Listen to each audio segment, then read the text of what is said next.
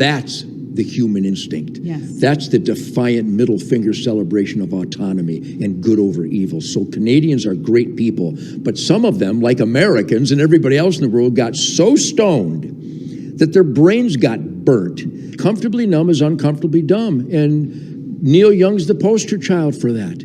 I mean, rocking in the free world, but he wants to censor people? Hey, Neil, choose one. You can't do both, you dirtbag.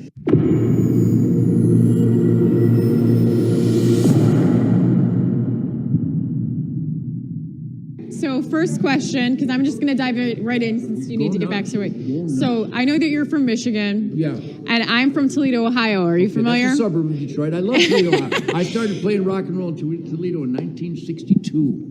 In 1962? Yes. So you've been to Toledo? Yeah, you think? Yeah. Actually, it's all Ted country in the hinterland. Yes. Oh, yes. So, but my question is with you being from Michigan, with you being familiar with Toledo, Ohio, which is where I grew up, what happened in the Midwest? What happened to freedom-loving the Midwest? Well, obviously, the evil forces of Marxism and communism and liberalism that the Democrats embrace and that the fake Republicans embrace, that's all horrible enough.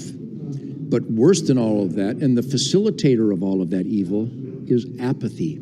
I watched Detroit. Christy, when I was born in Detroit, it was 1948. It was the arsenal of democracy. What a great place to be born, where we defeated the evil Japanese Empire and the Nazi devils, and we rejoiced in the work ethic and the dedication to be the best that you can be. I mean, come on, how radical is that? And so I was raised in an environment of discipline with my dad, who was a drill sergeant in World War II in the U.S. Army Cavalry, and he disciplined us children. I think it's called parenting. In fact, if you met my sons and daughters and grandkids, you'll see that discipline and loving proper parenting is still alive and well.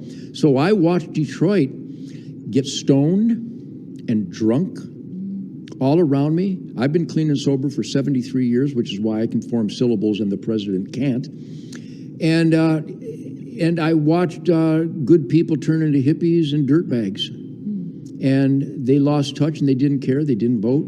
They didn't vet candidates. But at the same time, that was a generation that was generally mistrusting of the government. So what happened with this generation where they're just like, okay, yes, I'll do whatever you want? That is amazing, because I was there when Detroit burned down in '67, and I was there when the government killed the students at Kent State.